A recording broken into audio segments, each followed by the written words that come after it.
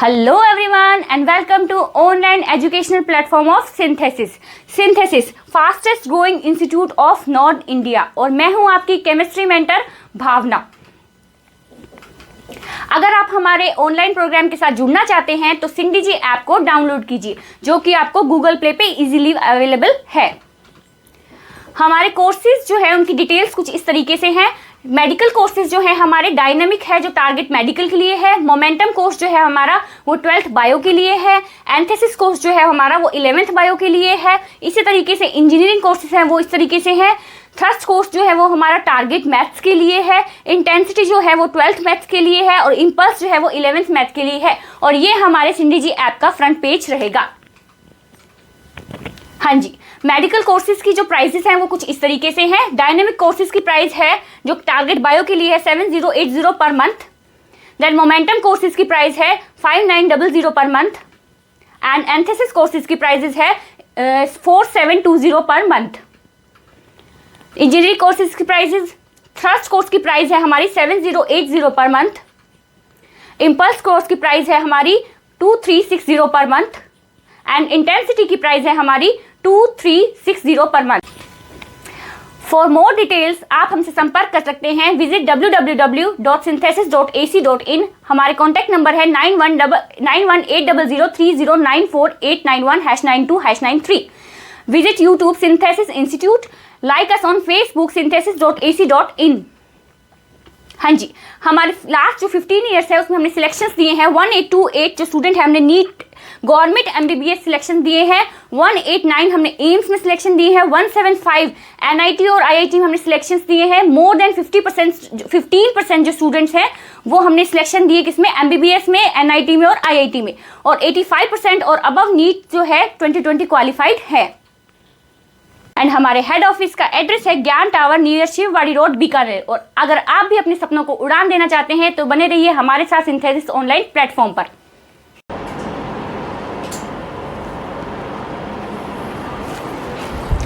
तो hello students, welcome back to Synthesis online education platform.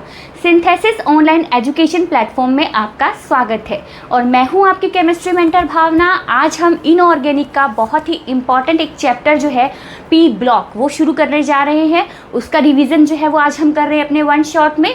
P block जो chapter है बहुत लेंदी चैप्टर है बट हम जो है उसके आज 3 ही ग्रुप डिस्कस करेंगे जो कि हमारे अपकमिंग माइनर टेस्ट में आने वाले हैं। That is group 13th, group 14th and group 15th। और मेरी जो कोशिश है इस पूरे सेशन के दौरान ये रहेगी कि यहाँ पे जो है आपको अच्छे से मेमोराइज हो जाए ये ब्लॉक्स। ओके, तो चलिए let's start with P block. P block जो है उसके अंदर 13th से लेकर 18th ग्रुप तक के जो है एलिमेंट्स आते हैं। ठीक है, अब देखिए boron family, carbon family 14th, 15th, nitrogen family, यहीं तक हमें आज कवर करना है। नेक्स्ट सेशन में हम करेंगे oxygen family, then halogens, then noble gases. ठीक है, तो ये था हमारा जो है पी ब्लॉक के एलिमेंट्स। अब यहाँ पे आपको दिख रहा होगा कि कुछ एलिमेंट्स को मैंने ब्लू से शो किया है, ब्लू कलर से शो किया है, कुछ एलिमेंट को मैंने रेड शो किया है और कुछ एलिमेंट्स को मैंने पर्पल शो किया है। अब ऐसा क्यों है? हम सभी जानते हैं कि ये वाली जो लाइन है, ये पर्पल जो लाइन है, ये हमारी होती है मेटलोइड्स। अब ये मेटलोइड्स है तो इसके ऊपर वाले क्या हुए, नॉन मेटल्स, और इसके नीचे वाले क्या है, मेटल्स। मेटलोइड्स के ऊपर वाले नॉन मेटल्स, मेटलोइड्स के नीचे वाले मेटल्स। अब बहुत सारी ट्रिक्स होती हैं मेटलोइड्स को याद करने की, आपके पास भी आपकी ट्रिक होगी।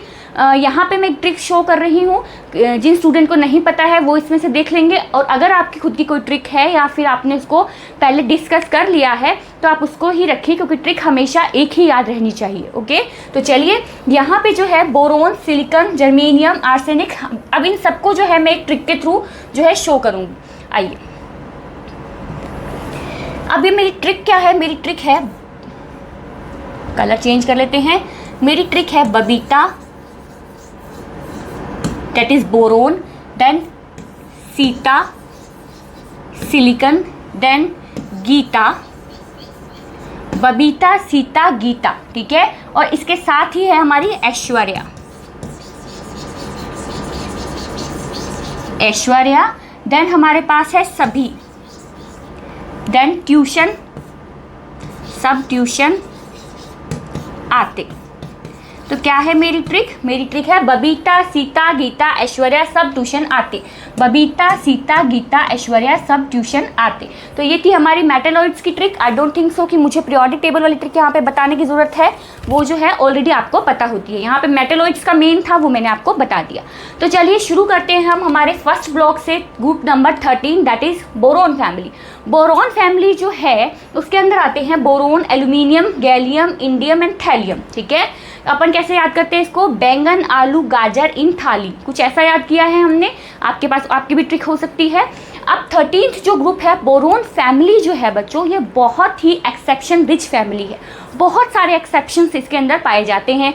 तो फिर चलिए शुरू करते हैं, देखते हैं क्या क्या एक्सेप्शन पाए जा रहे हैं। सबसे पहले अगर इसकी फिजिकल प्रॉपर्टीज़ की बात करें तो फिजिकल प्रॉपर्टी में सबसे पहले हम देखते हैं एटॉमिक रेडियस।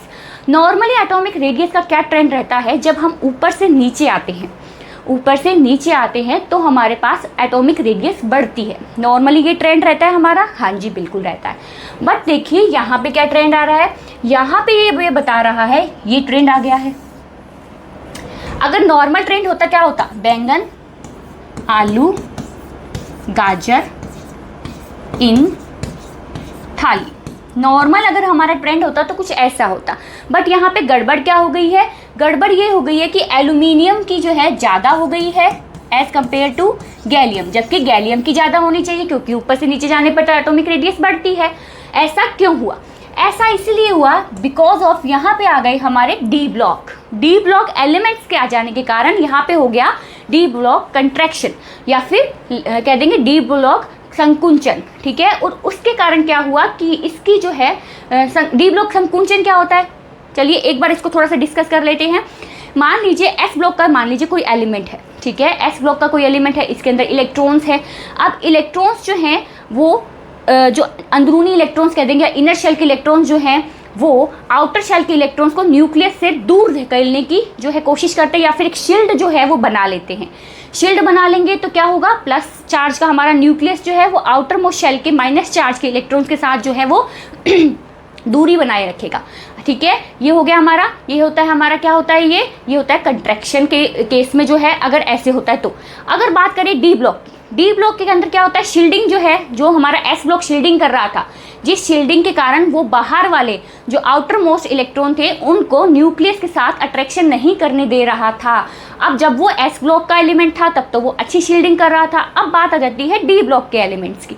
अब वो डी ब्लॉक के एलिमेंट बीच में आ गए और हमें पता है कि डी और एफ ब्लॉक के एलिमेंट्स की शील्डिंग जो होती है वो होती है पुअर। अब पुअर शील्डिंग होगी तो वो शील्ड कर ही नहीं पाएगा, वो वॉल क्रिएट कर ही नहीं पाएगा, और वो वॉल क्रिएट नहीं कर पाता तो माइनस चार्ज और प्लस चार्ज वाले आपस में अट्रैक्ट कर जाते हैं, और आपस में अट्रैक्ट करते हैं तो वहाँ पे हो जाता है कंट्रैक्शन। तो ये था हमारा डी ब्लॉक। कंट्रैक्शन के कारण क्या होता है? एल्यूमिनियम जो है उसका एटॉमिक रेडियस ज़्यादा हो जाता है एज कम्पेयर टू गैलियम। ठीक है, सेम जो ट्रेंड है वो यहाँ पे लग जाता है। यहाँ पे क्या कारण था? यहाँ पे डी ब्लॉक कॉन्ट्रैक्शन कारण था, और यहाँ पे हो जाएगा हमारा लैंथेनॉइड कॉन्ट्रैक्शन, क्योंकि इसके बीच में आ जाएंगे लैंथेनॉइड तत्व, लैंथेनॉइड एलिमेंट्स, जो कि हो जाएंगे एफ ब्लॉक के, और एफ ब्लॉक पे भी शील्डिंग जो होती है वो पुअर होती है। तो इसलिए इसको हम या तो कह देंगे कि अप्रॉक्सीमेटली इक्वल होते हैं, या फिर हम इसके लिए भी कह देंगे इंडियम की ज़्यादा होती है एज कम्पेयर टू थैलियम। ठीक है, मिनिमम सा स्लाइटली सा चेंज होता है, इसलिए हम इसको जो है कंसीडर करें। मतलब ये जो है डिपेंड करता है आपके पास क्वेश्चन में ऑप्शंस कैसे गिवन है। ठीक है, चलिए सेकंड है आयोनाइजेशन एनर्जी। आयोनाइजेशन एनर्जी जो है उसका जो है बोरोन, ठीक है, सबसे ग्रेटर आयोनाइजेशन एनर्जी बोरोन की होती है, देन थैलियम की होती है, देन गैलियम की, देन एल्यूमिनियम की, देन इंडियम की। अब इसको हम याद कैसे रखेंगे? तो इसको आप ऐसे याद कर सकते हैं, बंद करके ताला गया एल्यूमिनियम इंडिया। कैसे याद कर सकते हैं इसको? बंद करके ताला, ठीक है, एक सेकेंड मैं पेन का कलर चेंज कर लेती हूँ। आइए, तो बंद करके ये हो गया हमारा ताला, ये हो गया हमारा गया, ये हो गया हमारा एल्यूमिनियम का एल्यूमिनियम और इंडियम का इंडिया। बंद करके ताला गया एल्यूमिनियम इंडिया। तो ये बोरोन फैमिली के लिए आयोनाइजेशन एनर्जी का जो है क्रम जो है वो ऐसा था। अब बात आती है ऑक्सीडेशन स्टेट की। अब अगर मैं इसका लिखूं इलेक्ट्रॉनिक कन्फिग्रेशन, मान लीजिए बोरोन का हम इलेक्ट्रॉनिक कन्फिग्रेशन लिख लेते हैं। बोरोन हमारे पास 5 नंबर पे आता है, तो 1s2 2s2 2p1 ये कन्फिग्रेशन रहता है। तो इसमें क्या होगा, बोरोन या तो अपना ये एक इलेक्ट्रॉन देख के स्टेबल हो जाएगा या फिर अपने ये तीनों इलेक्ट्रॉन्स देख के स्टेबल हो जाएगा, दोनों में से कोई भी केस हो सकता है। तो ये जो है +1 भी ऑक्सीडेशन स्टेट दिखाते हैं, +3 ऑक्सीडेशन स्टेट भी दिखाते हैं। अब बात ये आती है कि कौन से जो है स्टेबल ऑक्सीडेशन स्टेट कौन सी है इनके लिए। ये होता है एल्यूमिनियम से लेकर इंडियम तक। एल्यूमिनियम से लेकर इंडियम तक हमारे पास जो है +3 ऑक्सीडेशन स्टेट जो है वो होती है स्टेबल, ठीक है। +3 ऑक्सीडेशन स्टेट जो है वो होती है स्टेबल। अब बात आती है यहाँ पे एक्सेप्शन आता है हमारा थैलियम। थैलियम के लिए हमारे पास +1 ऑक्सीडेशन स्टेट जो होती है वो होती है स्टेबल। अब ऐसा क्यों होता है, बाकी तो +3 दिखा रहे हैं, ये +1 क्यों दिखा रहा है, because of inert pair effect. Inert pair effect के कारण क्या होता है, थैलियम जो होता है +1 ऑक्सीडेशन स्टेट दिखाता है। अब आप ये सोचेंगे भाई इनर्ट पेयर इफेक्ट क्या है। देखिए, ऊपर से नीचे जाने पर साइज बढ़ता है, ठीक है, एटॉमिक नंबर बढ़ता है, प्लस चार्ज बढ़ता है। प्लस चार्ज तो है वो जितना ज़्यादा होगा वो बाहर वाले इलेक्ट्रॉन्स को उतना ही खींच के रखेगा। तो इसने क्या किया, ये अपना एक इलेक्ट्रॉन तो दे देता है बट पीछे वाले इलेक्ट्रॉन्स को अच्छे से बाउंड करके रखता है। तो एक ही इलेक्ट्रॉन ये अपना दे देता है, दैट्स वाई ये +1 ऑक्सीडेशन स्टेट दिखाता है। स्टेबल ऑक्सीडेशन स्टेट इसकी +1 होती है और बाकियों की +3 होती है due to inert pair effect. Okay, बाद में बात आती है मेल्टिंग पॉइंट की। मेल्टिंग पॉइंट हमें पता है कि मेटल्स जो हैं उनका मेल्टिंग पॉइंट नॉर्मली ज़्यादा होता है, मेटल्स का मेल्टिंग पॉइंट नॉर्मली ज़्यादा होता है। बट यहाँ पे क्या है, मैंने यहाँ पे लिख रखा है बोरोन का हाई है।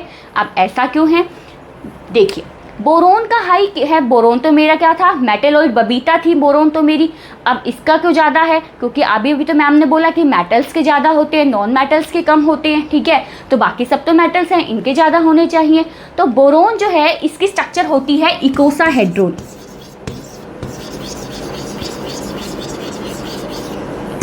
इकोसाहेड्रोन जो है इनकी स्ट्रक्चर होती है, जिसके कारण जो है ये बोरोन जो है, जिसमें इकोसाहेड्रन में 12 जो है वो कॉर्नर्स होते हैं और 20 जो है, समझ रहे हैं कॉर्नर्स, और उसको ऐसे करके कुछ कॉर्नर्स लगे हुए होते हैं, ठीक है। अब ये जो 12 जो हैं वो इसके कॉर्नर्स होते हैं, 20 जो हैं उसके फेसेस होते हैं। ये इकोसाहेड्रोन नहीं है, मैंने सिर्फ इसके एक जो है एक तरफ का हिस्सा बता के आपको बताया कि इसमें कॉर्नर्स कौन से हैं और इसके अंदर फेसेस कौन से हैं। तो ये जो है वो इसके कॉर्नर्स होते हैं और ये फेसेस होते हैं। There are 12 corners in icosahedron structure and 20 faces in icosahedron structure, ठीक है। 12 कॉर्नर्स होते हैं और 20 फेसेस होते हैं, ओके। अब बात आती है इलेक्ट्रोनेगेटिविटी की। इलेक्ट्रोनेगेटिविटी का क्या ट्रेंड रहता है, इलेक्ट्रोनेगेटिविटी बोरोन से एल्यूमिनियम तक तो डिक्रीज होती है। इलेक्ट्रोनेगेटिविटी बोरोन से लेकर एल्यूमिनियम तक तो डिक्रीज होती है, ठीक है। देन गैलियम से थैलियम तक जाके इंक्रीज हो जाती है। तो ये थी हमारे पास फिजिकल प्रॉपर्टीज।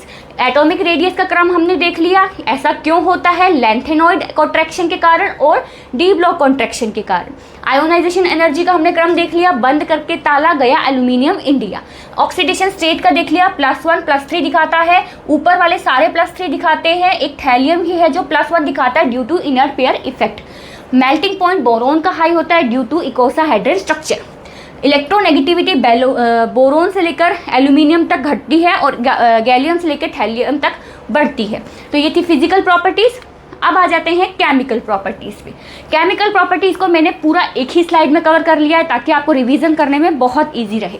बात आती है कि बोरोन जब ऑक्सीजन से रिएक्ट करता है तो क्या बनाता है। देखिए, यहाँ मेरा बोरोन था, ऑक्सीजन से रिएक्ट किया, B2O3 बना लिया। अब B2O3 कैसे बनाइए, मैं एक बार आपको एक हिंट दे देती हूँ, उसके बाद आप इसको अपने आप से भी सॉल्व कर सकते हैं। यहाँ मेरे पास बोरोन था, मान लीजिए, मैं कलर चेंज कर लेती हूँ, शायद वो इसके अंदर मिक्सअप हो जाएगा। चलिए, तो यहाँ मेरे पास बोरोन था, यहाँ मेरे पास ऑक्सीजन था। अब बोरोन जो है वो मेरा +3 ऑक्सीडेशन स्टेट में होता है और ऑक्सीजन जो है वो मेरा -2 ऑक्सीडेशन स्टेट में होता है। अब +3 -2 सब भूल जाइए, सिर्फ उसके पैरों में उसकी वैलेंसी और उसके पैरों में उसकी वैलेंसी को डाल दीजिए।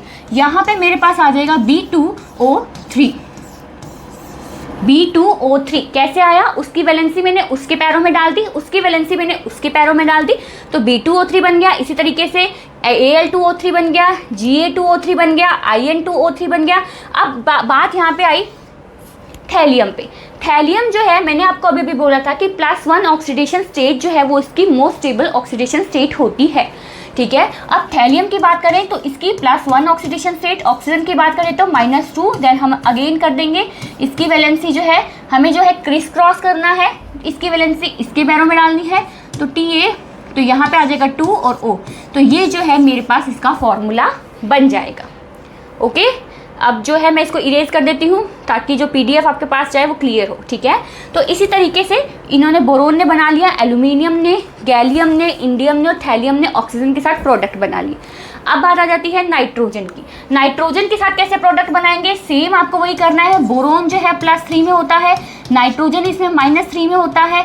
अब मैं चाहे इसको B3N3 लिखूँ या फिर इन दोनों को ना लिख के BN लिख दूँ, एक ही बात है।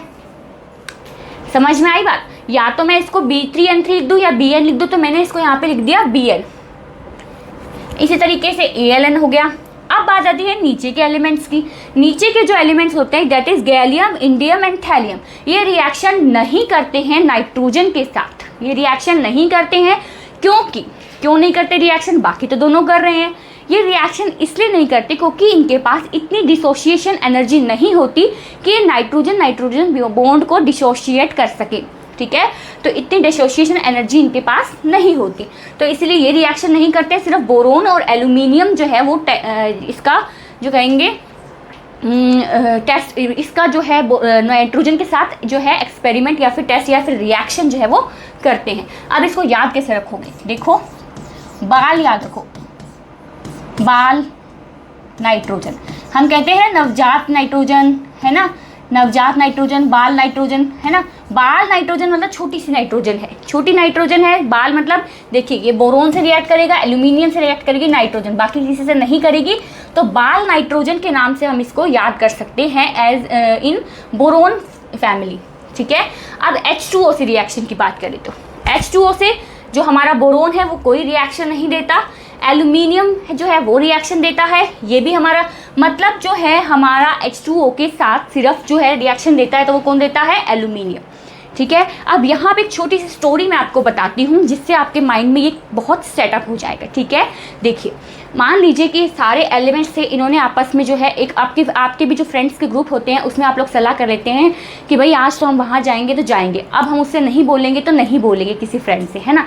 वैसे ही इन सब ने जो है आपस में जो एक फ़ैसला किया कि भाई हम सब जो है वाटर के साथ रिएक्शन नहीं करेंगे, ठीक है, वाटर के साथ रिएक्शन नहीं करेंगे। अब एल्यूमिनियम जो है वो एक दिन वाटर के साथ रिएक्शन करके आ गया, तो भाई बोरोन गया फटाफट के, उसने बोला अल्ले, सब ऐसे बोले, तो उसने बोला अल्ले का क्या मतलब हुआ, अल्ले का मतलब हुआ कि एल्यूमिनियम जो है वो रिएक्शन करके आ गया किसके साथ, वाटर के साथ।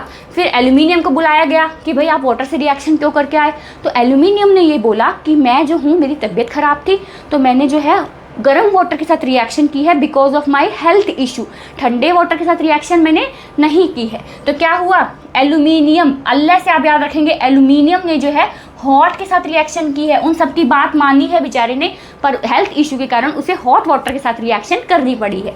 तो एल्यूमिनियम जो है हॉट वाटर के साथ रिएक्शन करके Al2O3 बना लेता है, प्लस में H2O जो है रिलीज होती है। और यहाँ पे जो हॉट लिखा हुआ है, ये क्यों लिखा हुआ है, क्योंकि यहाँ पे ये हॉट वाटर के साथ रिएक्शन करता है, तो हॉट वाटर जो है वो इसको लिख लीजिए, ठीक है। अब बात करते हैं हेलोजेंस के साथ। सभी हेलोजेंस के साथ जो है रिएक्शन कर रहे हैं BX3, वो सेम अपन को कैंची चलानी है, सेम अपन को जो है क्रिस क्रॉस में जो है रिएक्शन करनी है, उसका -1 इसका +3 उसका -1, यहाँ पे भी चेंज हो गया क्योंकि इसका -1 इसका +1, तो जो है ये TLX जो है इसका आ गया है जो मेन प्रोडक्ट है। अब यहाँ तक बात थी ऑक्सीजन से रिएक्ट करते हैं, नाइट्रोजन से रिएक्ट करते हैं, वाटर से रिएक्ट करते हैं, हेलोजन से रिएक्ट करते हैं। अब बात आती है एसिड और बेस से रिएक्ट करते हैं। जब ये एसिड और बेस से रिएक्ट करते हैं तो क्या करते हैं, देखिए यहाँ पे जो S ब्लॉक में हम हमेशा पढ़ते हैं, S ब्लॉक में जो है मैंने आपको बताया है कि S ब्लॉक के अंदर कि एम्फोटेरिक जो होते हैं वो कौन कौन से होते हैं, कौन से होते हैं एम्फोटेरिक, मैंने आपको बताया है जनाबे आली पंजाबी सोंग, ये है जनाबे आली पंजाबी सोंग, तो ये होते हैं हमारे एम्फोटेरिक, ठीक है। अब इसमें हमारे कौन कौन से आ रहे हैं, एक आ रहा है एल्यूमिनियम ही आ रहा है, तो एल्यूमिनियम क्या है, एम्फोटेरिक है, ठीक है जी। ये हमारे मेटल्स हैं, ओके कोई प्रॉब्लम नहीं है। बोरोन हमारी बबीता दैट इज मेटलॉइड, ठीक है। तो ये जो है चूंकि ये एम्फोटेरिक है तो ये एसिड से भी रिएक्ट करेगा, बेस से भी रिएक्ट करेगा, तो इसको मैं HCl NaOH दोनों से रिएक्शन करवा सकती हूँ, ठीक है। अब इनकी ये तो है क्या, सिर्फ मेटल्स हैं तो सिर्फ एसिड से रिएक्ट करेंगे, तो इन्होंने जो है एसिड से रिएक्ट करके अगेन आपको वही करना है, क्या करना है, उसका प्लस उसके माइनस के साथ, उसका प्लस उसके माइनस के साथ करके जो है इसका प्रोडक्ट निकाल लेना है, ठीक है। कैसे, ये प्लस का है, ये प्लस का, ये माइनस का है, तो ये जो गैलियम जो है वो इसके क्लोरीन के साथ रिएक्ट करके GaCl3 बना लेगा, ठीक है। अब बात आती है जो मेन इसमें जो केस रहता है वो रहता है बोरोन का। बोरोन चूँकि मेटलॉइड है तो ये नॉर्मल एसिड से भी रिएक्ट नहीं करता और नॉर्मल बेस से भी रिएक्ट नहीं करता। क्या बात है कि नॉर्मल एसिड से भी रिएक्ट नहीं करेगा और नॉर्मल बेस से भी रिएक्ट नहीं करेगा।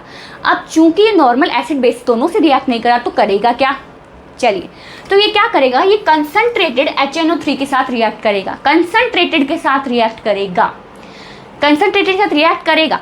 प्लस में यहाँ पे एक केस और बनता है कि यहाँ पे ये एज अ ऑक्सीडाइजिंग एजेंट काम करेगा, नॉट एज अ एसिड, ठीक है। एसिड की तरह काम ना करके यहाँ पे एज अ ऑक्सीडाइजिंग एजेंट ये यहाँ पे काम करेगा।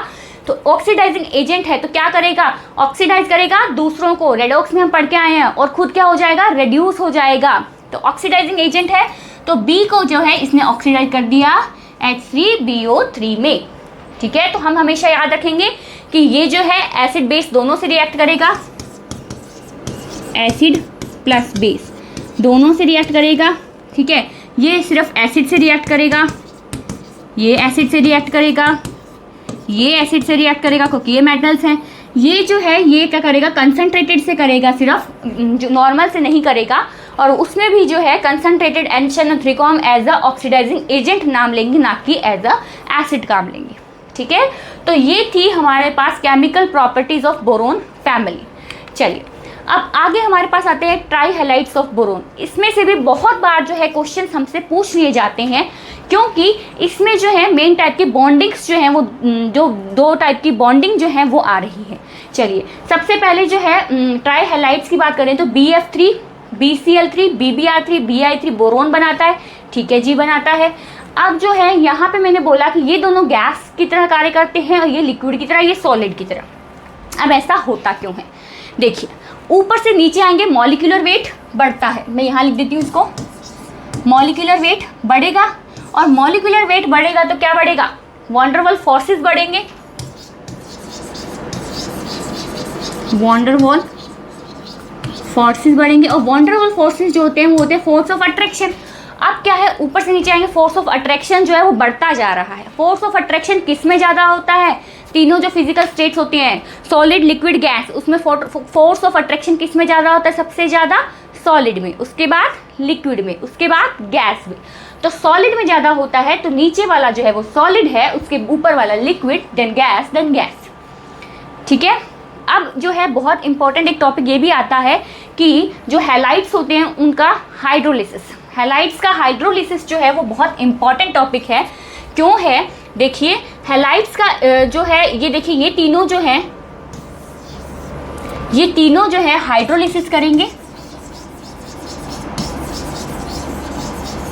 और क्या करेंगे, हाइड्रोलिसिस करके प्रोडक्ट बनाएंगे। बट बात किसकी आती है, ये जो है पार्शियल हाइड्रोलिसिस करता है, क्या करेगा, पार्शियल हाइड्रोलिसिस करेगा। क्यों, देखिए ये जब हाइड्रोलिसिस करेंगे तो H3BO3 ये बनेगा, इसके बारे में हम आगे पढ़ेंगे अभी।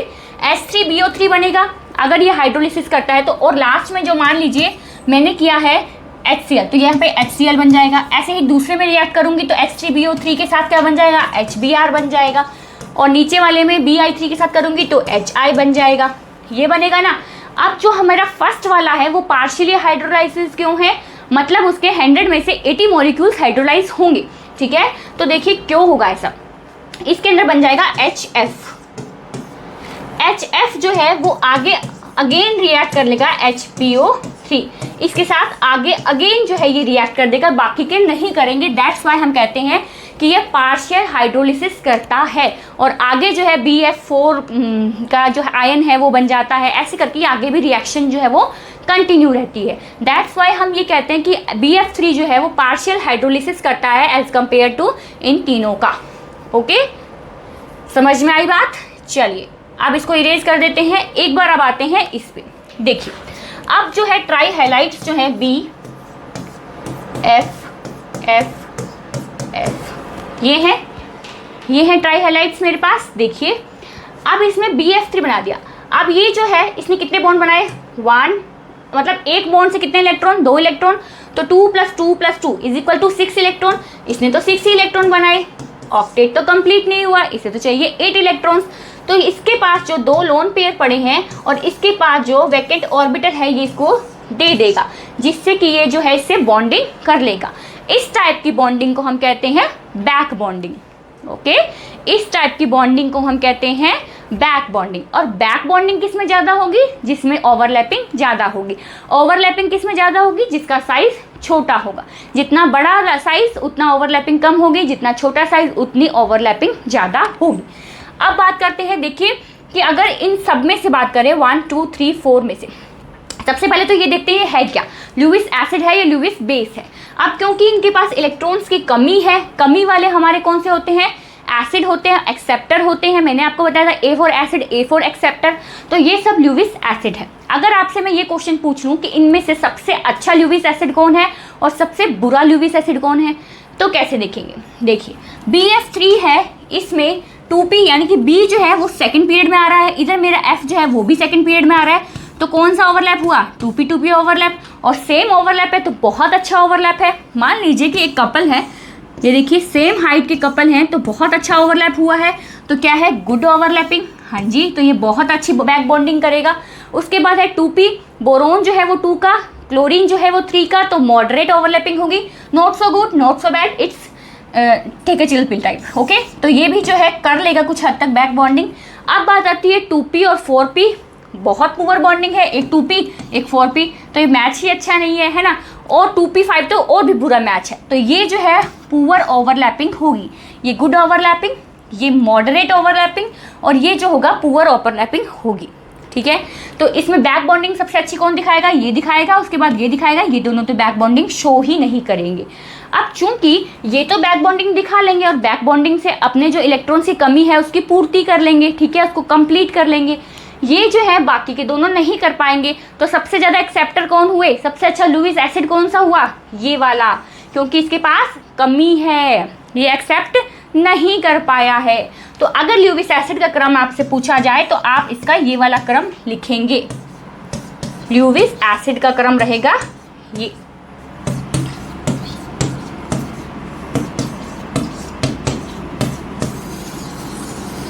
ओके, तो ये है ल्यूविस एसिड का क्रम। ये जो बॉन्डिंग थी दैट इज बैक बॉन्डिंग। ठीक है, अब बात करते हैं, मेरे पास एक और टाइप की बॉन्डिंग है, डाइमेराइजेशन। क्या नाम है, डाइमेराइजेशन। आइए देखते हैं डाइमेराइजेशन क्या है। AlCl3, AlCl3 जो है वो डाइमर बनाता है। ठीक है, एक और AlCl3 के साथ मिलकर डाइमर बना लेता है। क्यों बनाता है, देखिए यहाँ पे मेरे पास एक AlCl3 है, Al इसके साथ 3 Cl लगे हुए हैं। ठीक है, ये इसकी स्ट्रक्चर है। यहाँ पे एक Al है, 3 Cl लगे हुए हैं, ये इसकी स्ट्रक्चर है। ठीक है, अब क्या हुआ, इनके पास इलेक्ट्रॉन की कमी है, 3 है इनके पास। ठीक है, अब इसके पास तो 2 इलेक्ट्रॉन्स की कमी है, क्योंकि यहाँ पे 6 ही इलेक्ट्रॉन्स हैं इनके पास। अब इन्होंने क्या किया, इस वाले क्लोरीन से जो है एक कोऑर्डिनेट बॉन्ड बना लिया, और इसने इस वाले क्लोरीन के साथ एक कोऑर्डिनेट बॉन्ड बना लिया, जिससे एक डाइमर जो है वो क्रिएट हो गया। और वो डाइमर कौन सा है, Al2Cl6, Al2Cl6। अब यहाँ पे एक डाइमर जो है वो क्रिएट हो गया। यहाँ पे मैंने इन दोनों को ब्लू कलर से क्यों दिखाया है, आपको पता है मैं जब भी कोई प्रेजेंटेशन करती हूँ उसमें अगर कोई कलर, जो कोई स्लाइड है वो अलग कलर से शो हो रही है तो उसका कुछ ना कुछ मीनिंग निकलता है। अब यहाँ पे मैंने इसको ब्लू कलर से क्यों दिखाया है, क्योंकि ये जो है ये है above the plane, above the plane, और ये जो है ये मेरा है below the plane, below the plane. अब आप ये सोच रहे होंगे ये ऐसा क्यों है, ये अबव द प्लेन और बिलो द प्लेन क्यों है। देखिए अब इनमें लोन पेयर रिपल्शन है, दैट्स वाई ये जो है एक अबव द प्लेन है, एक बिलो द प्लेन है। ठीक है, तो अगर मैं इसमें आपसे बात करूं कि कितने Cl जो हैं वो सेम प्लेन में है, तो 1 2 3 4 4 Cl जो है वो सेम प्लेन में है। ठीक है, 2 Cl जो है वो अलग अलग प्लेन में है। ओके, ये भी ठीक है। अब अगर मैं ये बोलूँ कि AlCl3 जो है, इसमें पहले हाइब्रिडाइजेशन क्या था, AlCl3 जब ये था तब इसमें हाइब्रिडाइजेशन था sp2, ठीक है। अब ये हो गया है Al2Cl6, अब इसमें हाइब्रिडाइजेशन हो गया sp3। पहले 3 बॉन्ड बना रखे थे, अब इसने 4 बॉन्ड बना रखे हैं, तो अब sp3 हो गया और पहले sp2 था। ओके, कोई प्रॉब्लम नहीं है, यहाँ तक भी अच्छे से क्लियर है। तो अब ये है कि इसमें अब बात की जाए तो ये देखिए 1 2 3, ठीक है, 1 2 3, तो 3 जो कितने हुए, 3 एलिमेंट, ठीक है, 3 एलिमेंट और इलेक्ट्रॉन्स कितने हैं, तो 1 2 3 4, तो 3 एलिमेंट और 4 इलेक्ट्रॉन। एक तो ये हो गया, पहले sp2 संकरण था, हाइब्रिडाइजेशन था, अब sp3 हाइब्रिडाइजेशन है, ठीक है। और 3 जो है, 4 जो है वो सेम प्लेन में है Cl, ठीक है, और 2 जो है वो अबव द प्लेन और बिलो द प्लेन है। तो ये हमारे पास 3 पॉइंट निकल के आए हैं, बहुत बार क्वेश्चन पूछ लिया जाता है इसलिए बता रही हूँ। और 4th पॉइंट है कि इनको हम कहते हैं बनाना बॉन्ड, ऐसे बॉन्डिंग को हम कह देते हैं बनाना बॉन्ड, ऐसी बॉन्डिंग को हम कह देते हैं बनाना बॉन्ड। ओके, ये जो बनाना बॉन्ड है हम और किस में देखेंगे, B2H6 में भी हम इसको भी कंसीडर करेंगे। तो ये बहुत इंपॉर्टेंट है कि AlCl3 का डाइमर जो है उसकी स्ट्रक्चर ऐसी होती है और ये बनाना बॉन्ड बनाता है। अब आती है बोरोन और उसके इंपॉर्टेंट कंपाउंड्स। यहाँ से हमारा ट्रिक्स वाले जो है फंडे शुरू होते हैं, यहाँ से हम ट्रिक्स के थ्रू पढ़ना शुरू करेंगे। देखिए, बोरोन जो है वो 2 टाइप्स का होता है। First one is amorphous boron, second one is crystalline boron, ठीक है। First one is amorphous boron और second one is crystalline boron. अब बात ये आती है कि इनको बनाने के जो तरीके हैं वो दोनों के हैं डिफरेंट, दोनों अलग अलग रिएक्शन से जो है बनते हैं, ठीक है। अमोर्फस बोरोन जो है वो बोरिक एसिड से मैग्नीशियम की रिएक्शन करने से बन जाता है, और क्रिस्टलाइन बोरोन जो है वो बोरोन हैलाइड जो होता है उसकी रिएक्शन हाइड्रोजन से करवाने से बन जाता है। अब हम इसको याद कैसे रखेंगे, तो बहुत शानदार सी एक ट्रिक है। देखिए, अमोर्फस बोरोन, ठीक है, यहाँ है अमोर्फस बोरोन, मैंने लिखा है मॉर्निंग में बॉय ने मैगी खाई, ठीक है, मॉर्निंग, मॉर्निंग यानी कि अमोर्फस बोरोन की बात हो रही है, ठीक है।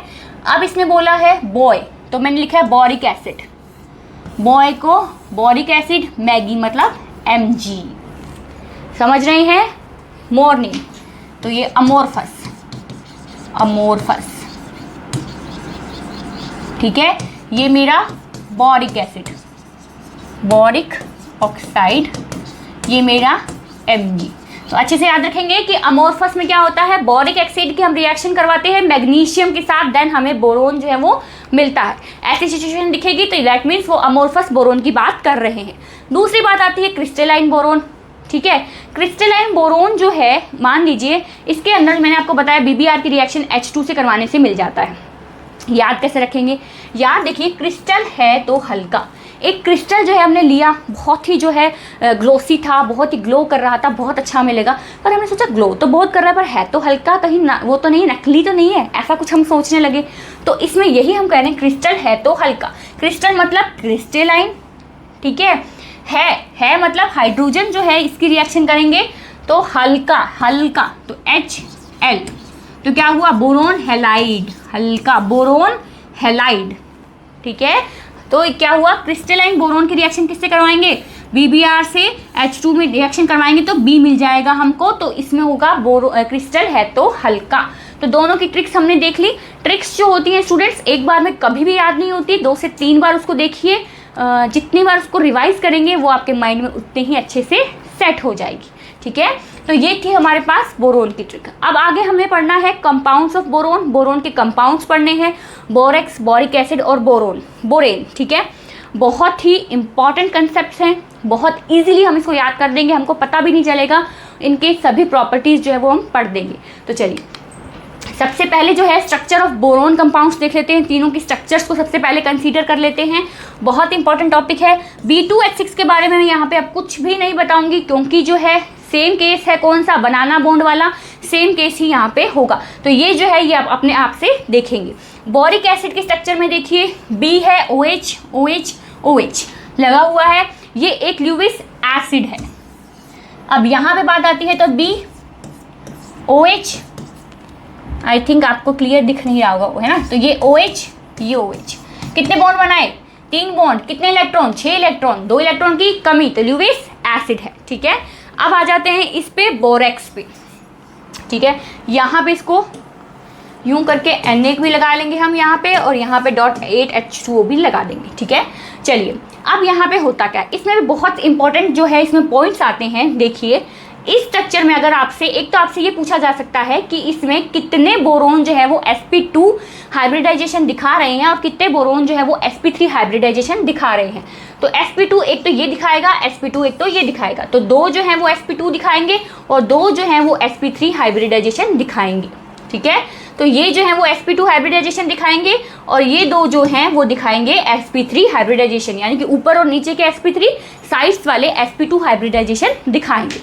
दूसरा क्वेश्चन इसमें से ये बनता है कि इसमें BOB लिंकेज कितनी है, BOB लिंकेज कितनी है। ये IIT में क्वेश्चन जो है वो पूछा भी गया है कि BOB लिंकेज कितनी होती है किसमें, बोरेक्स में। तो एक तो मेरे पास ये हो गई, ठीक है, 2 हो गई, 3 हो गई, 4 हो गई। तो स्टूडेंट्स जो हैं वो 4 पे टिक करके आते हैं, बट मिड वाली BOB लिंकेज को कोई नहीं देखता है, तो मिड वाली BOB लिंकेज अलग है।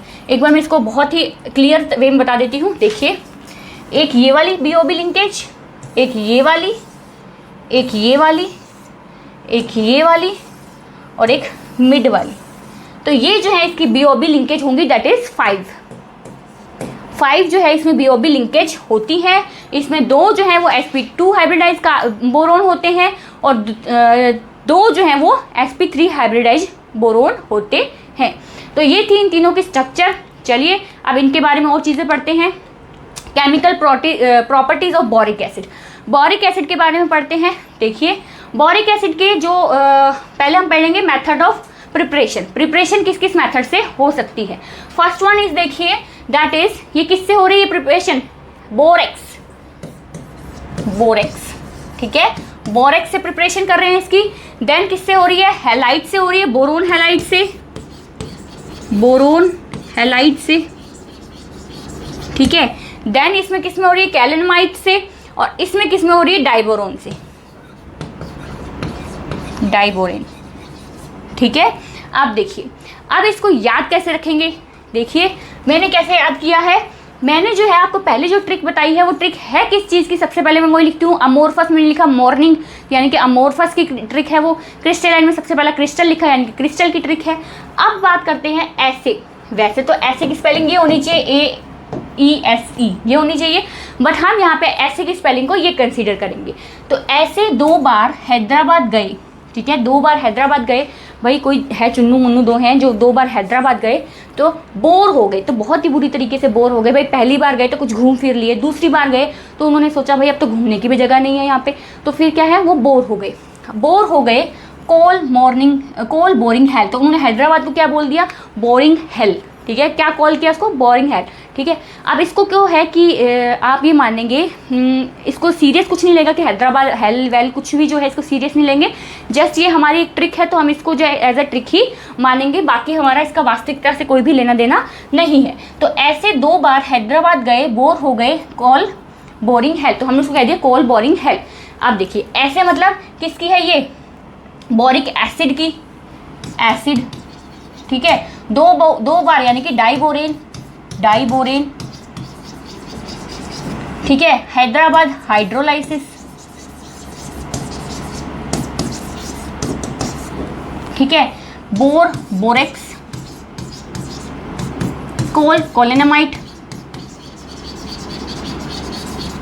ठीक है, और ये बोरिक हेल तो यानी कि बोरोन हैलाइड, बोरोन हैलाइड, ठीक है। तो फिर क्या हुआ, ऐसे 2 बार हैदराबाद गए, बोर हो गए, कोल बोरिंग हेल। 1-2 बार इस ट्रिक को पढ़ेंगे तो अच्छे से याद हो जाएगा। तो अब जो है ये ट्रिक हमने सबने हाइड्रोलाइसिस की पढ़ी है। किस किस का हाइड्रोलाइसिस हुआ है, डाइबोरेन 2 बार, फिर बोरेक्स का, फिर कोलेनामाइड का, फिर बोरोन हैलाइड का, ठीक है, बोरोन हैलाइड का हुआ, बोरोन हैलाइड का हुआ, कोलेनामाइड का हुआ, यहाँ पे डाइबोरेन का 2 बार का डाइबोरेन हो गया और ये हो गया एसिड। तो 2 बार हैदराबाद गए, बोर हो गए, कॉल बोरिंग हेल। तो ये थी मेथड ऑफ प्रिपरेशन। तो इनमें क्या है जो हमको मिला है, हमारा बोरिक एसिड जो है वो हमको मिल गया। यहाँ पे बोरिक एसिड हमें मिला बोरेक्स से प्लस H2O प्लस HCl हमने रिएक्शन करवाई तो हमें ये मिल गया है। ठीक है, अब यहाँ पे एक बात ये भी आती है कि चलिए वो आगे बताएंगे, आगे आपका आ जाएगा चैप्टर, उसमें बता देंगे। ठीक है, चलिए इससे अगले वाली स्लाइड में वो आने वाली बात हमारी। फिर हम करवाएंगे हैलाइड से करवाई है H2O की रिएक्शन, अगेन हमारा बोरिक एसिड मिल गया है। कोलेनोमाइड से करवाई है, अगेन हमारा जो मिल गया है बोरिक एसिड। और यहाँ पे डाइबोरेन से करवाई है और यहाँ पे भी हमारा बोरिक एसिड जो है वो हमको मिल गया है। तो ये थी हमारे पास मेथड ऑफ प्रिपरेशन। और मेथड ऑफ प्रिपरेशन किस किस मेथड से इसको प्रिपेयर कर सकते हैं उसकी जो ट्रिक जो है वो भी हमने यहाँ पे देख ली। मैं जो है इसको अब एक बार चलिए लिखा रहने दीजिए, शायद आपको कुछ हेल्पफुल हो जाए आपके लिए। अब जो है बोरिक एसिड की रिएक्शन करवाई H2O के साथ, तो मेरे पास आ गया BOH4। ठीक है, अब इसकी रिएक्शन करवाई C2H5OH एल्कोहल के साथ। ठीक है, एल्कोहल के साथ रिएक्शन करवाई तो क्या हुआ, OH निकल के इस तरफ आ गया, देन हमारे पास H2O, उसका H आ गया तो H2O तो निकल गया हमारा और हमारा पास प्रोडक्ट बन गया ये। अब बात आती है हमारी थर्ड रिएक्शन की। ये बहुत इंपॉर्टेंट रिएक्शन है कि इसका बोरिक एसिड जो है उसका जो रिएक्शंस जो हैं बहुत कम पूछी जाती हैं, उन्हें मैंने जो है फटाफट से आपको बता दिया है। अब ये जो रिएक्शन है बहुत इंपॉर्टेंट है। देखिए इसको अगर मैं हीट करूँगी, ठीक है, किसको हीट करना है मुझे, बोरिक एसिड को। बोरिक एसिड को हीट करूँगी तो मेटाबोरिक मिलेगा। ठीक है, अगेन इसकी H2O से रिएक्शन कराऊंगी, अगेन हीट करूँगी तो टेट्राबोरिक एसिड मिलेगा और अगेन करूँगी तो मेरे पास आ जाएगा बोरिक ऑक्साइड B2O3। आप इसको याद कर करेंगे क्योंकि बहुत इंपॉर्टेंट जो है ये रिएक्शन है। तो आपको एक वर्ड याद रखना है बॉटम। बॉटम वर्ड को पीछे से कंसीडर करना है, दैट इज मेटाबोरिक। ठीक है, फिर यहाँ पे टेट्राबोरिक, मेटाबोरिक, टेट्राबोरिक और लास्ट में BO यानी कि बोरिक ऑक्साइड। बोरिक ऑक्साइड, तो इसको हीट करने से हमको क्या क्या मिलता है, बॉटम मिलता है। हमें हीट करने से क्या मिलता है, बॉटम मिलता है। तो बॉटम को पीछे से कंसीडर करेंगे, ठीक है, मोटअप कर देंगे इसको, तो मेटा देन टेट्रा और देन बोरिक ऑक्साइड जो है वो हमको मिल जाएगा। तो बॉटम जो है इसको कंसीडर करना है। तो ये थी बोरिक एसिड की रिएक्शन। मैंने आपको कहा था बहुत ही जल्दी और बहुत ही शॉर्ट टाइम में बहुत ही अच्छे से इसको पढ़ लेंगे।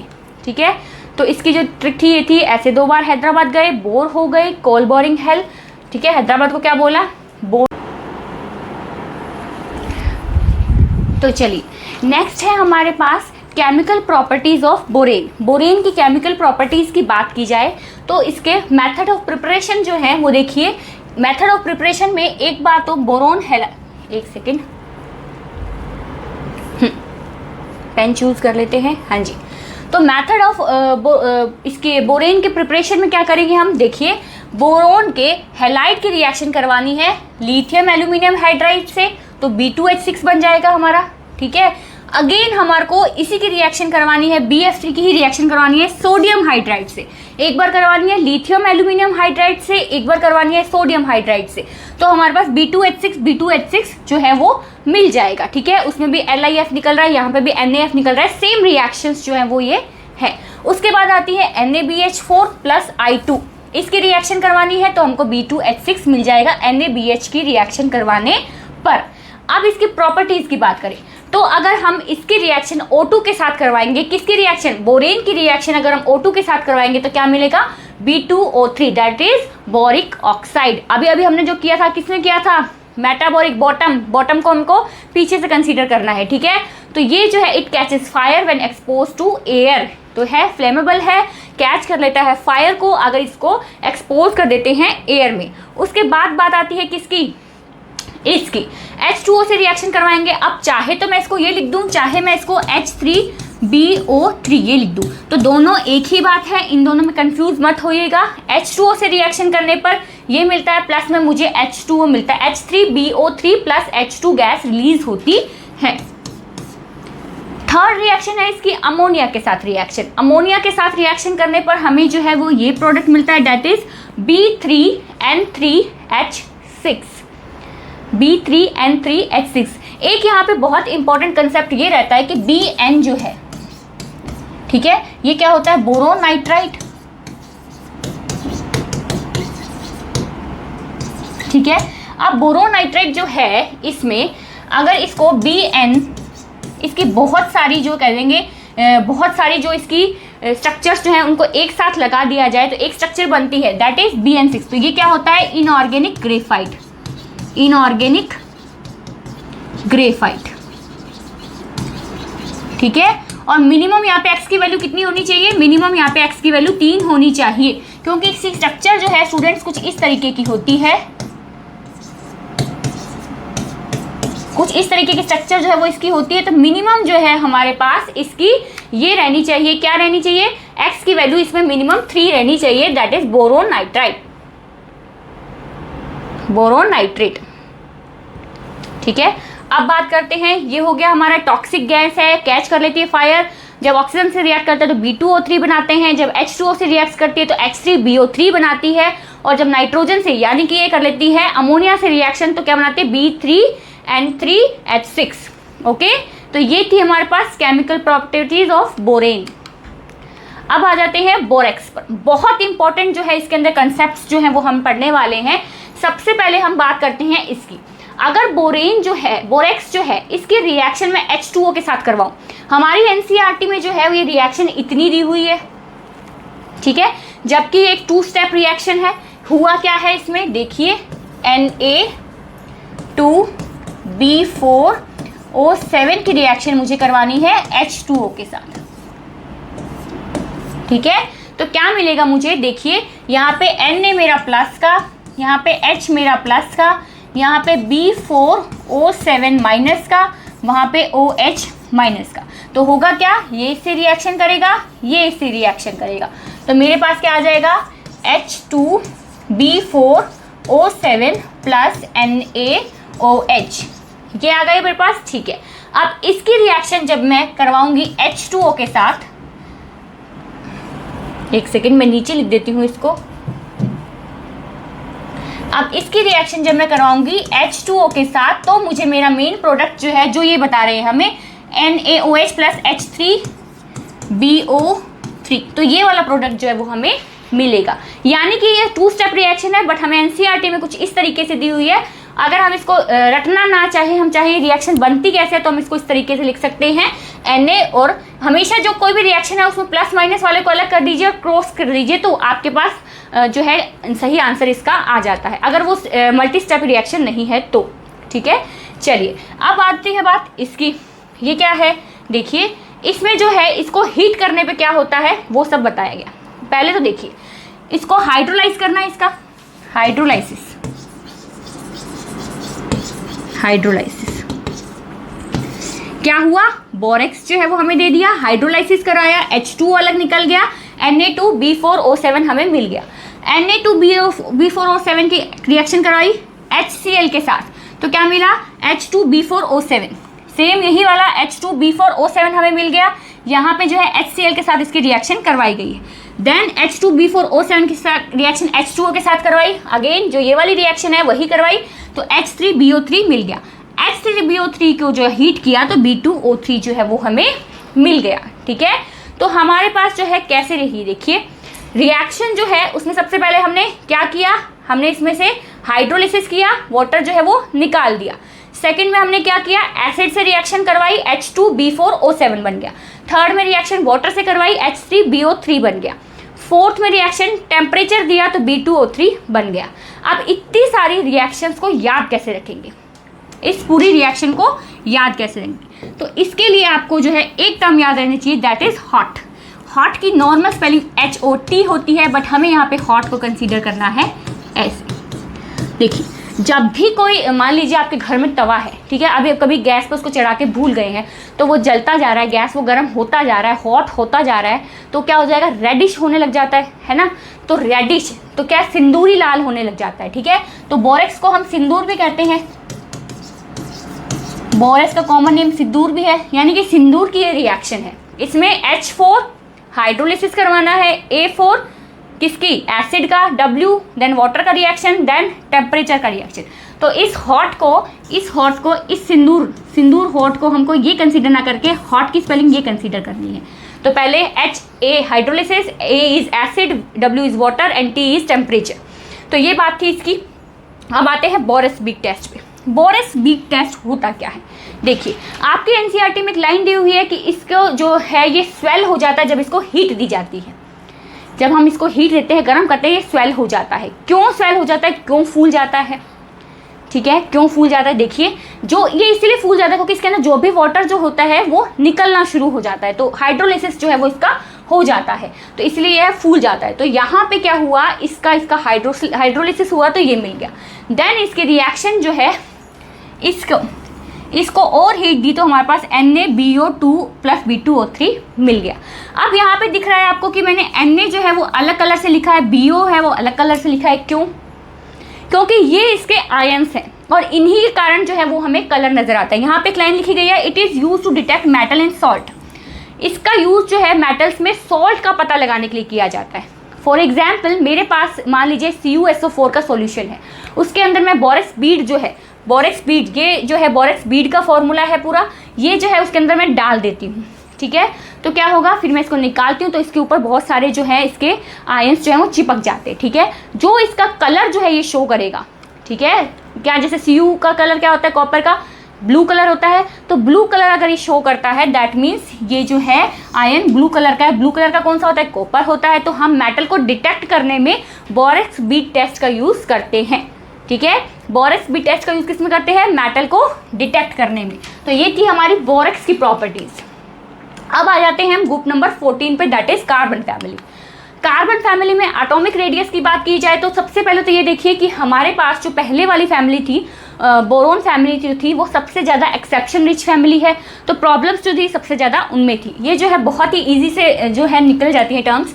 इसमें जो है वो चेंज हुआ है इन दोनों का रेशो, क्योंकि केमिस्ट्री सर गिव्स सन की प्रॉब्लम्स ये रहती है हमारी जो मेन सीरीज होती है। अब इसमें चेंज हुआ है, ये क्यों चेंज हुआ है, क्योंकि एफ ब्लॉक एलिमेंट्स आ गए, तो एफ ब्लॉक कॉन्ट्रैक्शन के कारण चेंज हो गया। आयोनाइजेशन एनर्जी उसका बिल्कुल अपोजिट, हमें पता है साइज जो होता है वो आयोनाइजेशन एनर्जी का अपोजिट होता है, तो उसका मैंने अपोजिट कर दिया, कोई प्रॉब्लम नहीं। ऑक्सीडेशन स्टेट कार्बन की बात करें तो 1s2 2s2 2p2 ये इसका रहता है। उसमें हमने क्या किया था, या तो ये इलेक्ट्रॉन निकल गए थे या फिर ये निकल गए थे, तो या तो 2 होगी या तो 4 होगी। ठीक है, बिल्कुल सही। इसमें क्या है, यहाँ से यहाँ तक, यहाँ से यहाँ तक वाले 4 स्टेबल होती है, पीबी के लिए 2 स्टेबल होती है due to inert pair effect, कोई प्रॉब्लम नहीं है। मेल्टिंग पॉइंट जो है सबसे ज़्यादा किसका होता है, किसका, कार्बन का, देन सिलिकॉन, जर्मेनियम और लेड एंड डन। ठीक है, तो अब लास्ट में आता है इलेक्ट्रोनेगेटिविटी। इलेक्ट्रोनेगेटिविटी जो है इसमें अप्रॉक्सीमेटली कार्बन और लेड की तो ज़्यादा ही होती है और अप्रॉक्सीमेटली इनकी इक्वल होती है 1.8 1.8 1.8 होती है आई थिंक। इसके मतलब अप्रॉक्सीमेटली इसका 2.0 2.1 अप्रॉक्सीमेटली 1.8 होती है। तो ये थी physical properties of chemical carbon family. अब आती है केमिकल प्रॉपर्टीज़ की बात। सेम वही होगा, उसमें भी हमने क्या किया था, उसमें हमने +3 और +1 ऑक्सीडेशन स्टेट से दोनों से कंपाउंड बनाने की कोशिश की थी, जो कि +1 वाला सिर्फ थैलियम ने बनाया था। +4 से अगर ऑक्सीडेशन की रिएक्शन करवाई जाए +4 वाले से, ठीक है, अगर हम कार्बन की जो वैलेंसी है वो +4 मानते हुए ऑक्सीजन के साथ रिएक्शन करवाएंगे तो हमारे पास CO2 आएगा। इसी तरीके से अगर हम इसको +2 मानते हुए करवाएंगे तो CO आएगा, कार्बन डाइऑक्साइड एंड कार्बन। यहाँ पे SiO2 GeO2 SnO2 PbO2, यहाँ पे SiO स्टार का क्या मतलब है वो भी बताऊंगी, GeO SnO PbO।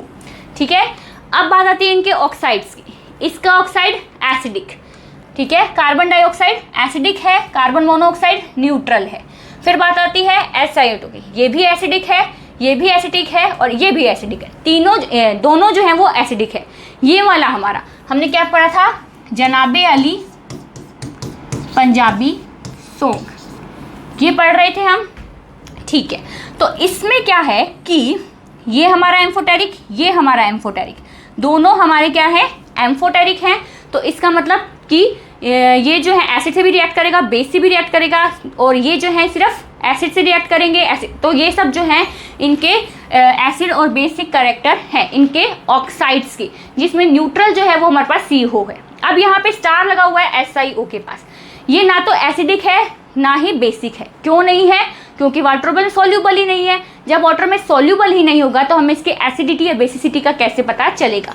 नीचे जो है वो एक लाइन लिखी हुई है, SiO is water insoluble so we can not determine whether it acidic और बेसिक। ओके, अब आते हैं इनकी हैलोजन से रिएक्शन के साथ। हैलोजन से रिएक्शन करके CCl4 बनाता है, ये SiCl4 बनाता है, ठीक है, ये GeCl4 बनाता है, ये SnCl4 बनाता है। मतलब सभी हैलाइड से रिएक्शन करते हैं, ये सभी हैलोजन से रिएक्शन करके हैलाइड्स बनाते हैं। PbCl4 आता है, ठीक है। देन ये बनाता है GeCl2, SnCl2, PbCl2, सभी के साथ सभी बनाते हैं। सिर्फ जो है स्टार हमारे पास आता है PbI4 के। PbI4 जो है वो क्या है कि इसके अंदर Pb जो है इसको 4 बॉन्ड बनाने तो 4 इलेक्ट्रॉन्स को लूज करने पड़ेंगे। 4 इलेक्ट्रॉन लूज करने के लिए इसके पास एनर्जी जो है वो उसको आयोडीन देगा, और आयोडीन के पास इतनी एनर्जी होती नहीं है। तो इसीलिए जो है इसका सबसे नीचे वाला, कार्बन फैमिली का सबसे नीचे वाला और फ्लोरीन फैमिली का सबसे नीचे वाला कभी भी जो है रिएक्शन नहीं करते हैं और हैलाइड नहीं बनाते हैं। इसको आप इस ट्रिक से याद कर सकते हैं कि कार्बन फैमिली का सबसे नीचे वाला एलिमेंट और हैलोजन फैमिली का सबसे नीचे वाला एलिमेंट जो है वो मिलकर कभी भी हैलाइड नहीं बनाते हैं, ठीक है। अब बात आती है इनकी रिएक्शन H2O के साथ। H2O के साथ CO2 CO, इनकी हैलाइड्स की रिएक्शन की बात कर रहे हैं। इसके हैलाइड का रिएक्शन नहीं होता है H2O के साथ।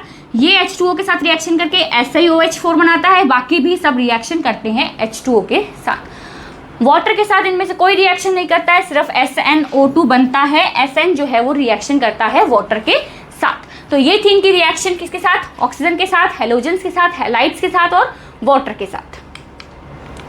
अब है allotropes of carbon. Allotropes of carbon बहुत ही एक कह देंगे लेंथी टॉपिक है और थ्योरेटिकल पोर्शन है, तो हम इसका ज़्यादा यहाँ पे जो है नहीं पढ़ेंगे, सिर्फ एक इसकी मोटा मोटा व्यू जो है उसका ले लेते हैं। Amorphous carbon, crystalline carbon. Amorphous carbon आगे 3 टाइप्स के होते हैं, कोक, कोल और लैम्प ब्लैक। और crystalline carbon graphite, diamond, fluorine हम हमेशा से पढ़ते आए हैं, थ्योरेटिकल पोर्शन है तो आप इसको अपने आप से भी कर सकते हैं। अमोर्फस कार्बन में देखिए Coke, when graphite is burned in presence of air, अगर ग्रेफाइट को प्रेजेंस ऑफ एयर में गर्म करेंगे तो आपको मिल जाएगा कोक, ठीक है। अगर इसको एब्सेंस ऑफ एयर में करेंगे बर्न तो यहाँ पे आ जाएगा आपके पास कोल, ठीक है। और अगर ग्रेफाइट को जब हम अच्छे से कंप्लीटली बर्न कर देते हैं, जो ऐश जो बचती है उसे हम कहते हैं लैम्प ब्लैंक, ठीक है। प्रेजेंस में करेंगे तो कोक, एब्सेंस में करेंगे तो कोल, और अगर जो ऐश बच जाएगी दैट इज लैम्प ब्लैक। तो ये थे एलोट्रॉप्स ऑफ कार्बन। अब आते हैं स्ट्रक्चर पे। कार्बन डाइऑक्साइड के स्ट्रक्चर बहुत इजी सा टॉपिक है तो इसके बारे में ज़्यादा जो है बताने की ज़रूरत मैं नहीं समझती। यहाँ पे देखिए कार्बन डाइऑक्साइड की बहुत बार इसका वो पूछ लिया जाता है क्या, हाइब्रिडाइजेशन। तो sp हाइब्रिडाइजेशन दिखाता है, 2 रेजोनेटिक स्ट्रक्चर्स जो है ये शो करता है। इसी तरीके से कार्बन मोनोऑक्साइड के स्ट्रक्चर में या तो यहाँ पे कोवेलेंट बॉन्ड कोऑर्डिनेट बॉन्ड लगा दीजिए या फिर प्लस माइनस चार्ज लगा दीजिए, ठीक है। इन 3 बॉन्ड्स को, इसको अगर कोवेलेंट बॉन्ड लगा दिए तीनों को तो यहाँ प्लस माइनस चार्ज लगाना पड़ेगा। अगर मैं कोऑर्डिनेट बॉन्ड लगा देती तो मुझे चार्ज जो है वो नहीं लगाना पड़ता। तो ये थी स्ट्रक्चर किसकी, कार्बन कंपाउंड्स की। अब आते हैं chemical properties of CO2। CO2 की बात करें तो केमिकल प्रॉपर्टीज में सबसे पहले मेथड ऑफ प्रिपरेशन किसकी, कार्बन प्लस ऑक्सीजन CO2 बनता है, कोई भी ट्रिक लगाने की जरूरत भी नहीं है, ये तो हमें पता ही होता है। Then methane plus oxygen CO2 plus H2O बन जाता है। Then calcium carbonate plus HCl CaCl2 plus CO2 plus H2O, तो यहाँ पे भी CO2 जो है वो हमें मिल जाती है। तो ये 3 मेथड्स होते हैं हमारे पास किसके, प्रिपरेशन के CO2 के। उसके बाद आती है प्रॉपर्टीज। CO2 HOH से H2O से रिएक्शन करता है, H2CO3 बनाता है। ये पहले भी +4 ऑक्सीडेशन स्टेट में होगा और बाद में जो ये बनाता है उसका कंपाउंड भी जो है वो एसिड भी जो है +4 ऑक्सीडेशन स्टेट में होता है। तो ये जो आपको याद रखना है कि इससे रिएक्शन करने के बाद ये सेम ऑक्सीडेशन स्टेट का कंपाउंड जो है वो फॉर्म करता है। उसके बाद बात आती है NaOH के साथ रिएक्शन। NaOH के साथ रिएक्शन करके सोडियम कार्बोनेट प्लस H2O बनाता है, ठीक है। देन हमारे पास आ जाता है NaHCO3 sodium bicarbonate. Same reaction इसकी है, कैल्शियम कार्बोनेट बना लेता है, देन H2O से रिएक्शन करता है और कैल्शियम बाइकार्बोनेट बना लेता है। सेम सोडियम बाइकार्बोनेट बनाता है और कैल्शियम बाइकार्बोनेट बनाता है। और ये रिएक्शन तो बहुत वेल नोन है, फोटोसिंथेसिस की रिएक्शन जो है वो ये करता है, C6H12O6 + O2 जो है वो रिलीज होती है। तो बहुत कॉमन सी रिएक्शंस थी ये, तो जो है मुझे नहीं लगता कि इसमें ज़्यादा समय हमें लगाना चाहिए। तो प्रॉपर्टीज इसकी जो थी बहुत ही ईजिली हमने डिफाइन कर ली। अब आती है CO की, सेम है वो CO के केस में होगा, C + O2 = CO, इसमें सिर्फ हमने बैलेंसिंग कर दी है। अब बात आती है HCH, dehydration of formic acid. यहाँ पे फॉर्मिक एसिड का डिहाइड्रेशन करवाएंगे और उसका कैरियर कौन होगा, कौन जो है वो एजेंट होगा डिहाइड्रेशन करवाने का, कंसंट्रेटेड HNO3। ठीक है, फॉर्मिक एसिड का डिहाइड्रेशन करवाता है कौन, कंसंट्रेटेड HNO3, और जिससे हमें कार्बन मोनोऑक्साइड प्लस H2O जो वो मिल जाती है। ये थी बात यहाँ की। अब आते हैं कार्बन प्लस H2O, इंडस्ट्रियल तरीके से इसको कैसे निकाल सकते हैं, इंडस्ट्रियल प्रिपरेशन कैसे होती है, कार्बन की रिएक्शन जब वाटर के साथ करवाएंगे तब CO + H2 जो है हमें मिल जाता है। यहाँ पे एक इंपॉर्टेंट क्वेश्चन जो है, 2 क्वेश्चन जो है वो हमारे सामने निकल के आते हैं। फर्स्ट है CO + H2, यहाँ पे जो 2 टर्म्स होती हैं, एक तो होती है वाटर गैस, एक होती है सिन गैस। अब CO + H2 को हम वाटर गैस भी कह देते हैं, सिन गैस भी कह देते हैं। तो क्या फ़र्क हुआ इनमें, देखिए अगर ये दोनों 1:1 के रेशो में रहेंगे तो ये हो जाएगी वाटर गैस, और किसी अदर रेशो में रहेंगे तो वो हो जाएगी सिन गैस। यही लिखा है मैंने, CO + H2 1:1 में है तो वो है वाटर गैस, और अदर रेशो में, इसको आप यहाँ पे ऐसे लिख सकते हैं, अदर रेशो में रहेंगे तो वो हमारे पास हो जाएगी सिन गैस। ठीक है, अब लास्ट में आती है प्रोड्यूसर गैस। प्रोड्यूसर गैस है CO + N2। ठीक है, carbon monoxide plus N2 that is producer gas. बहुत बार इसमें से क्वेश्चन पूछ लिए जाते हैं, तो बहुत इंपॉर्टेंट जो है सिन गैस, वाटर गैस और प्रोड्यूसर गैस का, carbon plus oxygen plus nitrogen is producer gas. अब आ जाते हैं हम इस पे प्रॉपर्टीज पे। अगर ये Fe2O3 के साथ रिएक्शन करेगा तो CO2 बना लेगा प्लस Fe बना लेगा। ठीक है, किसके, फेरस के ऑक्साइड के साथ जो है इसने रिएक्शन की, जिंक के ऑक्साइड के साथ रिएक्शन की, देन कैल्शियम के हाइड्रोक्साइड के साथ रिएक्शन की। ये वाली रिएक्शन कुछ याद आ रही है आपको, अभी हमने पीछे वाली स्लाइड में पढ़ी थी। CaCO3 बना था, फिर हमने रिएक्शन कराई थी H2O के साथ, कैल्शियम कार्बोनेट बाइकार्बोनेट बन गया था। हमने सोडियम बाइकार्बोनेट की भी करवाई थी, सही है ना। तो रिएक्शंस जो हैं वो इसमें सेम है। आई थिंक ये जो है इसमें कुछ गड़बड़ हो गई है स्लाइड्स में।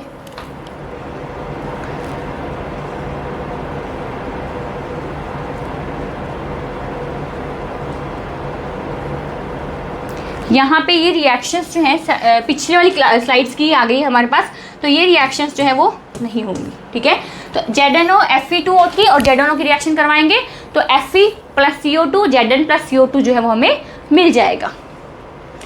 तो ये थी chemical properties of monoxide, carbon monoxide. अब आ गए हैं हम P ब्लॉक। P ब्लॉक के एलिमेंट्स को निकोजेंस भी कहते हैं। क्या आपको पता है कि निकोजेंस क्यों कहते हैं? निकोजन जो वर्ड है उसका ग्रीक में मतलब होता है सफोकेशन, सफोकेटिंग। ठीक है, तो ये जो गैसेस हैं वो सफोकेटेड गैसेस होती हैं, सफोकेटेड गैसेस होती हैं, तो इसलिए इनको कह देते हैं हम निकोजेंस। ओके, आइए तो सबसे पहले फिजिकल प्रॉपर्टीज की अगर बात की जाए तो देखिए, एटॉमिक रेडियस का क्रम देखा जाए तो कोई भी चेंज नहीं है, एटॉमिक रेडियस नहीं पसंद, ऐसे सब बाई सेम ऊपर से नीचे जाने पर बढ़ रही है। आयोनाइजेशन एनर्जी उसका अपोजिट, कोई प्रॉब्लम नहीं है। ऑक्सीडेशन स्टेट सेम हम उसमें करेंगे, मान लीजिए नाइट्रोजन है 1s2 2s2 2p3, ये हो गया। तो या तो मैं इसको एक को निकाल दूं या इन दोनों को निकाल दूं, तो +3 और +5। माइनस क्यों बना रहा है? क्योंकि हाइड्राइड बनाता है, फ्लोराइड बनाता है, तब इनको जो है माइनस शो करना होता है। ठीक है, हाइड्राइड बनाएगा ये तो ये माइनस शो करेगा, इसलिए -3 +3 और +5 ऑक्सीडेशन स्टेट ये दिखाते हैं। इसमें ऑक्सीडेशन स्टेट जो है वो ज़्यादा इंपॉर्टेंट नहीं है, कोवैलेंसी और मैक्सिमम कोवैलेंसी बहुत इंपॉर्टेंट है। देखिए, कोवैलेंसी की अगर बात करें तो नाइट्रोजन की कोवैलेंसी 3 होती है, फॉस्फोरस की कोवैलेंसी 5 होती है, आर्सेनिक की कोवैलेंसी 5 होती है, Sp की कोवैलेंसी 5 होती है और Bi की कोवैलेंसी 3 होती है। तो इनकी कोवैलेंसी आपको कैसे याद रखनी है? नाइट्रोजन और बिस्मिथ की 3 है, बाकी सबकी 5 5 5 है। ठीक है, मैक्सिमम कोवेलेंसी। अब क्या होता है, बहुत बार क्वेश्चन में मैक्सिमम कोवेलेंसी की बात की जाती है तो वहाँ पे टर्म अलग हो जाती है। मैक्सिमम कोवेलेंसी नाइट्रोजन की 4 होती है, फॉस्फोरस की 6 होती है, इसी तरीके से 6 एंड 3। तो इन दोनों की जो है 4 और 3 होती है और यहाँ पे 3 और 3 थी। तो ये ध्यान रखिएगा, मैक्सिमम कोवेलेंसी पूछे तो आपको ये वाली बतानी है 4 6 6 6 3। और अगर आपसे पूछता है कोवेलेंसी तो आपको ये वाली कोवेलेंसी याद रखनी है, दैट इज 3 5 5 5 3। और ये कौन सी है, 4 6 6 6 3। तो यहाँ तक का जो रेशो है 5 को 6 5 को 6 5 को 6 एक एक बढ़ाते जाना है आपको, बस यही करना है। सिर्फ बेस्मथ के केस में आपको सेम रखनी है, बाकी सब में एक एक जो है बढ़ाते जाना है। एटॉमिसिटी की बात करें तो N2 रहती है, N4 P4 AS4 Sb4, तो इसकी एटॉमिसिटी है वो इस तरीके से रहती है। इलेक्ट्रोनेगेटिविटी एकदम सेम होती है आयोनाइजेशन एनर्जी की तरह ही। बॉइलिंग पॉइंट और बॉइलिंग पॉइंट, देखिए बॉइलिंग पॉइंट का जो एक क्रम है ये हम अभी आगे भी डिस्कस करेंगे और उससे मैं ट्रिक से भी अच्छे से आपको याद करवा दूंगी। तो ये था हमारे पास इसकी physical properties of nitrogen family. Then बात करते हैं नाइट्रोजन फैमिली की केमिकल प्रॉपर्टीज। देखिए अब इसमें बॉइलिंग पॉइंट वाला क्रम हमने भी देखा था। ये जो 3 क्रम है, बेसिक नेचर का, बॉन्ड का और थर्मल स्टेबिलिटी का। बेसिक, ठीक है, बेसिक नेचर, तो आप इसको कैसे याद कर सकते हैं, बेसिक एंड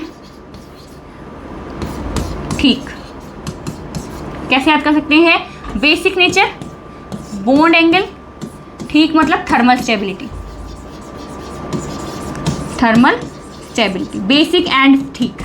यानी कि बेसिक जो है वो बिल्कुल ठीक है। बेसिक जो क्रम होगा यानी कि नाइट्रोजन के सबसे ज़्यादा नहीं पसंद ऐसे सब भाई, सेम क्रम रहेगा किन के लिए, इन 3 के लिए, बेसिक सब बेसिक एंड ठीक, ठीक है। Basic, basic nature and bond, ठीक, thermal stability. Then boiling point की बात करें तो बिस्मिथ हाइड्राइड के लिए सबसे ज़्यादा होता है, देन Sp के लिए, देन N के लिए, देन AS के लिए, देन P के लिए। अब बात आती है इनकी, देखो बेसिक एंड ठीक तो था ही, ठीक है, यानी कि अगर नॉर्मल स्ट्रक्चर रही तो बेसिक स्ट्रक्चर अगर रही तो हमारी वो रहेगी हमारी बेसिक के बेसिक नेचर के लिए, बॉन्ड एंगल के लिए और थर्मल स्टेबिलिटी के लिए। अब जो है रिपीट, अगर कहते हैं रीसेट करेंगे तो आगे वाले को पीछे, पीछे वाले को आगे, तो अगर इनको जो है साइंस को अगर चेंज कर दिया जाए तो इसका आ जाएगा हमारे पास रेड्यूसिंग करेक्टर का, ठीक है। इन तीनों का रहेगा हमारे पास सेम, नहीं पसंद ऐसे सब भाई, अगर इनको अरेंजमेंट उल्टा कर दें तो वो हो जाएगा रेड्यूसिंग करेक्टर। तो ये है हमारे पास बॉइलिंग पॉइंट का, रेड्यूसिंग करेक्टर का, बेसिक नेचर का, बॉन्ड एंगल का और थर्मल स्टेबिलिटी का ऑर्डर, ठीक है। बेसिक एंड ठीक, यानी कि बेसिक भी है और ठीक भी है। अब आती है केमिकल प्रॉपर्टीज। सेम जो है वही करना है हमें, इनके ऑक्सीजन के साथ रिएक्शन करवाएंगे तो एक बार +3 के साथ रिएक्शन करेगा और एक बार +5 के साथ रिएक्शन करेगा, तो ये दो प्रोडक्ट है बनाता है। इसी तरीके से हेलोजन से रिएक्शन करेगा तो +3 के साथ करेगा, +5 के साथ करेगा। यहाँ पे जो है हमारा NCl5 जो है वो नहीं बनता है, ठीक है। तो यहाँ पे NCl3 बनेगा और बाकी सब जो है वो नीचे के बनेंगे। अब यहाँ पे जो है BF5, सिर्फ BF5 बनता है, ठीक है। यहाँ पे सिर्फ BF5 बनता है, बाकी नहीं बनते हैं। क्या याद रखना है आपको, BIF5 सिर्फ जो है वो बनता है और कुछ नहीं बनता है, क्योंकि ये भी थोड़े समय के लिए बनता है क्योंकि स्टेबल नहीं होता है। फिर बात आती है हाइड्रोलिसिस की। अगर हाइड्रोलिसिस की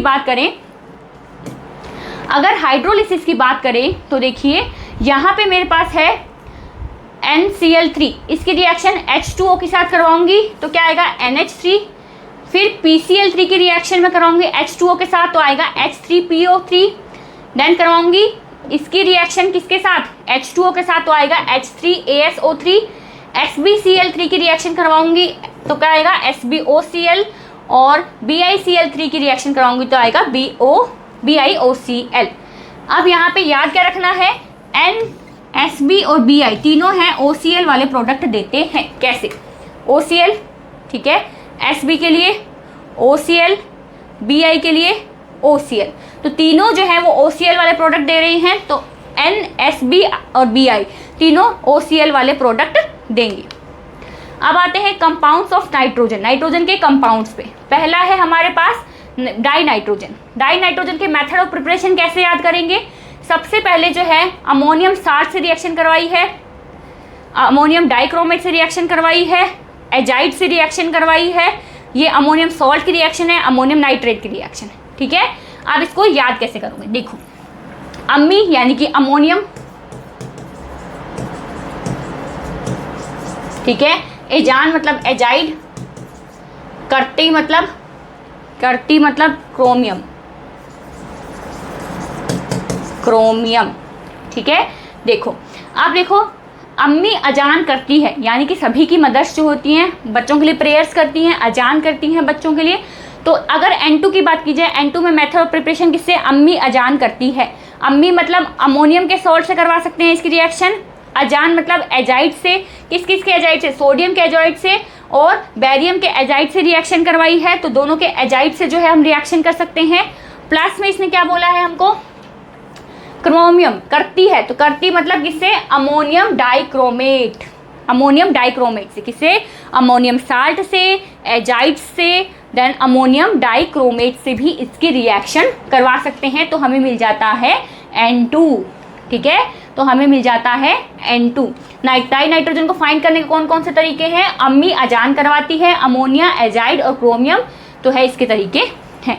इसके रिएक्शंस की बात करें तो देखिए, मेटल से रिएक्शन करके क्या बना रहा है? Ca3N2, देन इसके अगेन हम H2O से रिएक्शन करेंगे तो क्या बन जाएगा? CaOH2। फिर हम इसके आगे रिएक्शन करते हैं CaCO3, फिर इसकी रिएक्शन कराते हैं CaHCO3, अभी हमने पढ़ा था, सेम जो है वो है। ये जो रिएक्शन है ये हमें सबको पता है, बोन हेबर, अमोनिया बनाने की। तो ये जो है ये हो गई हमारी बोन हेबर। देन हमारे पास O2 से रिएक्शन, जब हम N2 की रिएक्शन O2 से करवाएंगे तो 2NO जो है वो हमें मिल जाएगा। तो ये थी हमारी रिएक्शन डाई नाइट्रोजन की। किसके साथ? डाई नाइट्रोजन की मेथड ऑफ प्रिपरेशन अम्मी अजान कराती है, और ये हो गई हमारी उसकी प्रॉपर्टी, जिसमें हमने मेटल से रिएक्शन करवाई, देन हमने बोन हेबर रिएक्शन करवाई, देन हमने O2 से रिएक्शन करवाई। नेक्स्ट है अम्मी ने, चलिए पहले एक बार देख लेते हैं अमोनिया।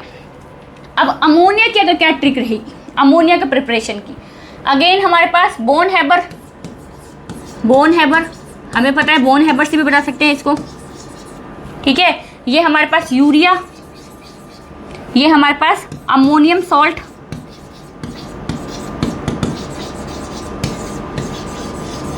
ये हमारे पास calcium cyanamide, calcium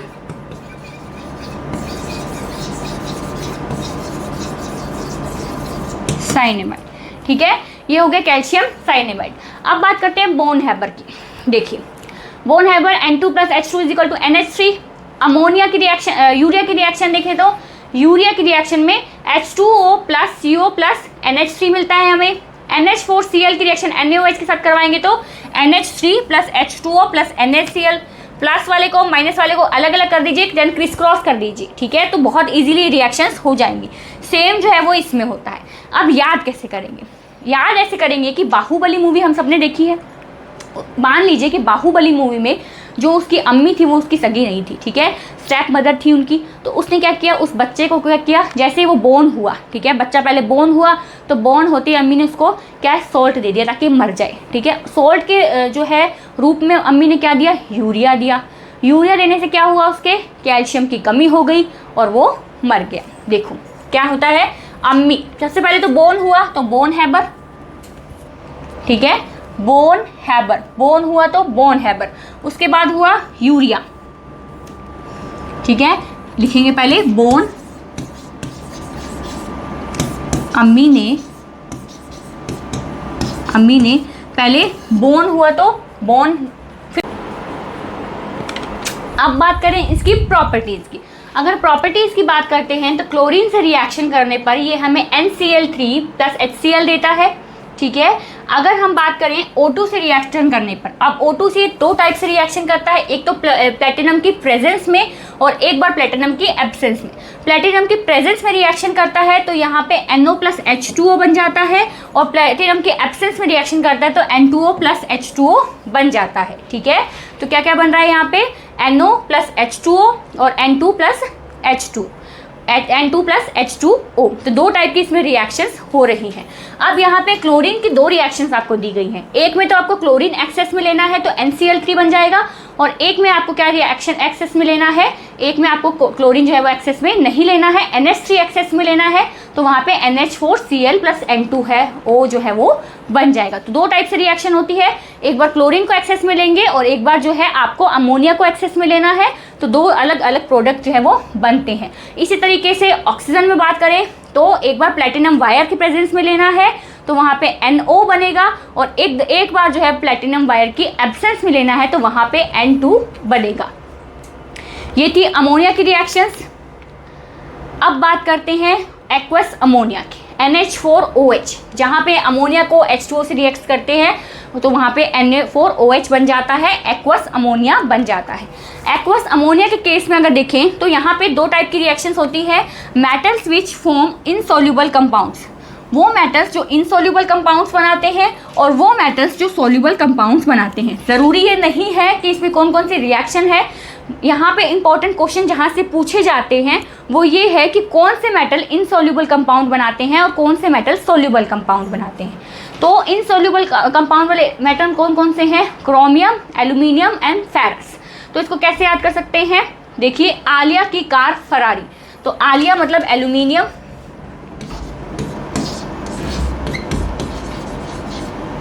aluminium, CAR तो क्रोमियम, और फरारी तो ये हो गई मेरे पास फेरस।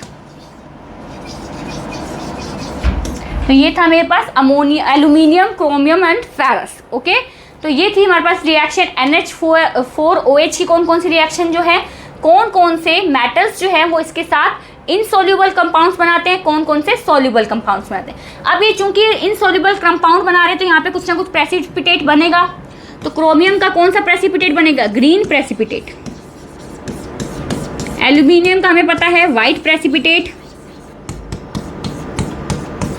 और फेरस का जो है वो हमारा reddish brown precipitate, reddish brown. तो ये तो है तीन हमारे प्रेसिपिटेट। अगेन अब इस पे आ जाते हैं, जो सॉल्युबल कंपाउंड है बनाते वो है हमारे पास निकल, कॉपर, जिंक, कैडमियम और Ag, ठीक है, सिल्वर। ये जो है ये सारे हमारे बनाते हैं सॉल्युबल कंपाउंड्स। वो बनाते थे इनसॉल्युबल कंपाउंड कौन कौन से, आलिया की कार फरारी, एल्यूमिनियम, क्रोमियम और कौन सा, फरारी यानी कि फेरस। ये बनाते हैं हमारे इनसॉल्युबल कंपाउंड्स। देन आते हैं हम हमारे दो मोस्ट इंपॉर्टेंट रिएक्शंस पे, जो कि है NH4OH की किसके साथ, Hg के साथ। एक बार Hg2Cl2 के साथ और एक बार जो है वो हमारी है नेस्ले रिएजेंट के साथ। नेस्ले रिएजेंट क्या होता है, K2HgI4। Nestle reagent is K2HgI4। तो ये जो है हमारे पास नेस्ले रिएजेंट का फॉर्मूला होता है। अब Ag2Cl2 की रिएक्शन हम NH4OH के साथ करवाते हैं तो क्या बनता है, ब्लैक अनस्टेबल कंपाउंड बनता है, वो होता है NH4HgHgCl। हमारी NCERT में हमें डायरेक्ट ये वाला कंपाउंड दिया गया है, ठीक है, ये वाला कंपाउंड डायरेक्ट दिया गया है, बट हमें जो है ये डबल स्टेप रिएक्शन होती है। सबसे पहले ब्लैक अनस्टेबल कंपाउंड बनता है, फिर उसकी रिएक्शन हम NH4Cl के साथ करवाते हैं तो हमें NH2Hg और Cl जो है ग्रे कंपाउंड, स्टेबल कंपाउंड मिल जाता है। पहले हमारे पास अनस्टेबल कंपाउंड होता है। फिर हम बात करते हैं किसकी, नेस्ले रिएजेंट के साथ। NH4OH की रिएक्शन जब हम नेस्ले रिएजेंट के साथ करवाते हैं तो हमारे पास सेम एज इट इज जो है क्या बन जाता है, देखिए NH2HgO-HgI, ये तीन प्रोडक्ट ये जो है कंपाउंड बन जाता है। वहाँ पे HgHgCl बन रहा था, ठीक है, और यहाँ पे हमारे पास बन जाएगा NH2HgO-Hg। ये क्या होता है, iodine of millions base, brown PPT इसका बनता है। और ये जो है नेस्ले रिएजेंट है, बहुत इंपॉर्टेंट रिएक्शन है नेस्ले रिएजेंट के साथ। और Hg2Cl2 के साथ, ठीक है। चलिए, तो ये थी एक्वस अमोनिया की रिएक्शन। अब आ जाते हैं nitric acid, most important topic of the chapter, most important topic of the nitrogen group, okay. तो अगर इसकी बात की जाए तो नाइट्रिक एसिड जब नॉन मेटल के साथ या मेटलॉइड्स के साथ रिएक्शन करता है, देखिए नाइट्रिक एसिड जब नॉन मेटल्स या मेटलॉइड्स के साथ रिएक्शन करेगा तो वो हमेशा क्या करेगा, ऑक्सी एसिड बनाएगा, NO2 बनाएगा और H2O बनाएगा, ठीक है। कोई इसमें तो कोई दो राहें नहीं है, क्या बनाएगा, मेटल्स, नॉन मेटल्स और मेटलॉइड्स के साथ रिएक्शन करेगा तो ऑक्सी एसिड्स बनाएगा, NO2 बनाएगा और H2O बनाएगा। ऑक्सी एसिड कौन से, जिनकी ऑक्सीडेशन स्टेट जो है वो हाईएस्ट हो, जैसे कि अगर सल्फर के साथ रिएक्शन करेगा तो H2SO4 बनाएगा क्योंकि इसमें ऑक्सीडेशन स्टेट इसकी जो है वो सबसे हाई है, +6 है। कार्बन के साथ ये H2CO3 बनाएगा, फॉस्फोरस के साथ H3PO4 बनाएगा, आयोडीन के साथ HiO3 बनाएगा। अब ये आ गए हमारे मेटलॉइड्स, यहाँ से हमारे मेटलॉइड्स आ गए। सेम मेटलॉइड्स के केस में होगा, ये इसके ऑक्सी एसिड्स जो हैं वो फॉर्म करेगा। सबसे इंपॉर्टेंट और जहाँ पर कंफ्यूजन रहता है वो है नाइट्रिक एसिड की मेटल्स के साथ रिएक्शन। नाइट्रिक एसिड जब कंसंट्रेटेड होगा तब तो वो किसी भी मेटल के साथ रिएक्शन करेगा तो NO2 और प्लस में नाइट्रेट बनाएगा, उसका जो भी आपके पास मेटल है मेटल नाइट्रेट बनाएगा, प्लस में H2O बनाएगा। कंसंट्रेटेड है तो किसी के साथ भी रिएक्शन करके क्या बनाएगा NO2 plus H2O plus metal nitrate. तो सेम तो आप ये मान सकते हैं कि आप नॉन मेटल्स वाली ही बात यहाँ पे देख सकते हैं, NO2 plus H2O, NO2 plus H2O, बस मेटल नाइट्रेट जो है वहाँ पे फॉर्म हो रहा है। चलिए अब बात करते हैं डाइल्यूट के लिए। सबसे पहले वेरी डाइल्यूट की बात कर लेते हैं।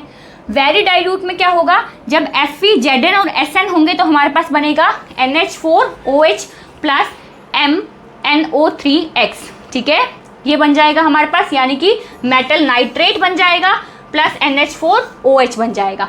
जब Mn और Mg रिएक्शन करेंगे तो हमारे पास बन जाएगा H2 प्लस मेटल नाइट्राइट, ठीक है, मेटल नाइट्रेट बनेगा प्लस में H2 जो है वो बन जाएगा। अब ये आता है डाइल्यूट के केस में, तो Pb, Cu, Ag, Hg, इनके केस में NO plus metal nitrite plus H2O बनेगा।